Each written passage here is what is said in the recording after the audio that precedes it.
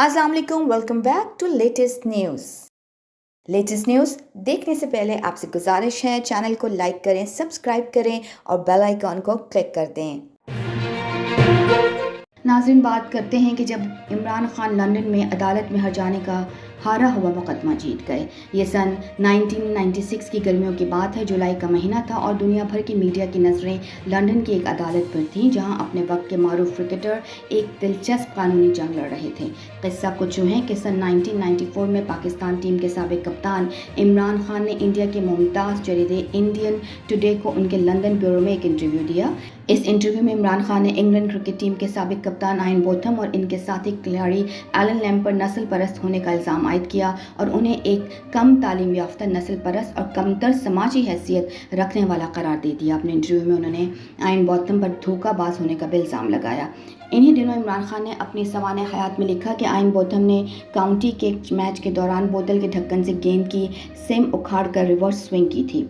इस तारीख़ी मुकदमे की याद ताज़ा करते हुए पाकिस्तान में खेलों के सीनियर सहाफ़ी अब्दुल माजिद भट्टी कहते हैं कि इंग्लैंड क्रिकेट टीम के साबिक कप्तान आयन बोथम ने इन दिनों बरतानिया में अपनी शोहरत के अरूज पर थे और इनके पाकिस्तान के ख़िलाफ़ जज्बात किसी से ढके छुपे नहीं थे। क्रिकेट से रिटायरमेंट के बाद बोथम ने फलाही कामों का आगाज़ किया, जिसकी वजह से वो बरतानिया में मोतबर हैसियत हासिल कर गए। ताहम वो 1992 के वर्ल्ड कप में पाकिस्तान के हाथों शिकस्त का दुख ताज़ा था और वो हमेशा अपने तंदो तेज़ बयानात की वजह से शह सुर्खियों में रहते। बरतानवी मीडिया पाकिस्तान के साबिक कप्तान का सपोर्ट नहीं करता था और हमेशा पाकिस्तानी खिलाड़ियों पर बॉल टेम्परिंग जैसे इल्ज़ाम लगाए जाते थे। दुनिया में इस वक्त 4 बड़े ऑलराउंडर्स के दरमियान मुकाबला होता था। इनमें इमरान खान, आयन बोथम के अलावा इंडिया के कपिल देव और रिचर्ड हेटली शामिल थे। पाकिस्तानी गेंदबाजों की जानिब से नई गेंद को रिवर्स स्विंग करने पर भी हैरतज़दा होते और बॉल टेम्परिंग के इल्ज़ाम लगाते थे। पाकिस्तान के एक दौरे के बाद आयन बोथम ने पाकिस्तान के बारे में तबसरा करते हुए कहा कि पाकिस्तान एक ऐसी जगह है जहां अपनी सास को तमाम अखराजात उठाकर 2 हफ्तों के लिए भेज दिया जाए। लेकिन जब 1994 में इंडियन जरीदे में आयन बोथम और एलन लैम के मुतालिक इमरान खान के इल्ज़ाम सामने आए तो आयन बोथम बर्दाश्त न कर सके और उन्होंने इमरान खान के खिलाफ बरतानिया की अदालत में मुकदमा दर्ज कर दिया। इमरान खान ने अदालत में इंटरव्यू की तरदीद की और उसे सियाक व सबाक से हट कर करार दिया। उन्होंने बॉल टेम्परिंग पर साबिक खिलाड़ियों को गवाह के तौर पर भी पेश किया और कुछ वीडियोस भी सामने लाने का दावा किया। इमरान खान अपनी सवाने उम्री में इस मुकदमे का हवाला देते हुए लिखते हैं कि इनके वकील अदालती कार्रवाइयों से कुछ ज़्यादा उम्मीद नहीं थे। उन्हें लगता था कि आयन बोथम बरतानिया के हीरो हैं और मुकदमे का फैसला उनके हक में जाएगा। इस मुकदमे की कार्रवाई 2.5 हफ्ते चलती रही और इस दौरान इमरान खान अपनी अहलिया जमाइमा खान के हमरा अदालत में पेश होते रहे। इस अदालती कार्रवाई के दौरान इनके करीबी दोस्त मरहूम नईम उल हक भी इनके साथ थे। बिलाखिर अदालत ने इमरान खान के हक में फैसला देते हुए आयन बोथम और एलन लैम पर 5 लाख पाउंड का जुर्माना आयद कर दिया। अदालत की 12 रुकनी ज्यूरी ने फैसला 10 और 2 के तनासब से दिया। इस फैसले से बरतानी मीडिया और इंग्लिश खिलाड़ी काफ़ी नाखुश और हैरान हो गए, क्योंकि आयन बोथम को यकीन कि मुकदमे का फैसला इसके हक में ही जाएगा, लेकिन दुनियाई क्रिकेट की तारीख का सबसे महंगा हर जाने का दावा वो हार गए। नाज़रीन, मुल्क में बारिशों का सिलसिला अब तक जारी है। बलूचिस्तान में बारिशों का 30 साल रिकॉर्ड टूट गया। हज़ारों बेघर, 127 हलाक। बलूचिस्तान में 24 जुलाई से शुरू होने वाली मानसून की तीसरे स्पेल ने सूबे में बड़े पैमाने पर तबाही मचा दी। सनेचर को मजीद 7 अफराद, जबकि एक हफ्ते के दौरान 27 अफराद हलाक और हज़ारों बेघर हो चुके हैं। हलाकतों की तादाद 127 तक पहुंच गई। कुदरती आफात से निपटने के लिए सूबाई इदारे PDMA की रिपोर्ट के मुताबिक 1.5 माह से जारी बारिशों ने जोब से लेकर गवादर तक के सूबे की तमाम 34 अजला को मुतासर किया। सरकारी और निजी इमारतें, डैमों, सड़कों, पुलों, रेलवे ट्रैक्स, ज़राअत और गिल्लाबानी से समेत शोबे को नुकसान पहुंचा। रिपोर्ट के मुताबिक सूबे भर में अब तक 13,320 मकानात जुज़वी या मुकम्मल तौर पर तबाह हो चुके हैं, जबकि 23,000 माल मवेशी हलाक हुए। 500 किलोमीटर से ज़ायद सड़कों को नुकसान पहुंचा है। नाज़रीन, आजकल पूरी दुनिया माशी बुरहान का शिकार है, कहीं कम कहीं ज़्यादा। लबनान में रोटी ख़रीदने के लिए कतारों में खड़े होकर अज़ियतनाक इंतज़ार।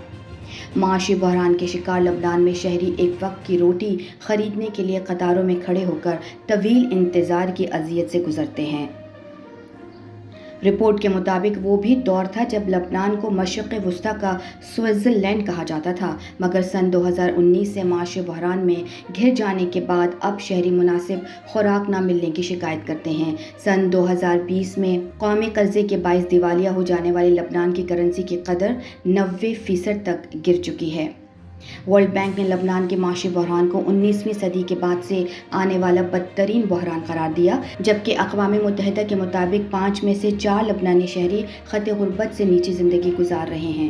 بین الاقوامی قرض دہندگان کی جانب سے نئی امداد کے اجرا سے قبل معاشی اصلاحات کا مطالبہ کیا گیا، جس کی وجہ سے مشکلات کے شکار حکومت زیادہ تر ضروری اشیاء پر سبسڈی ختم کرنے پر مجبور ہو گئی، تاہم گندم ابھی تک شہریوں کو کم نرخ پر فراہم کی جا رہی ہے۔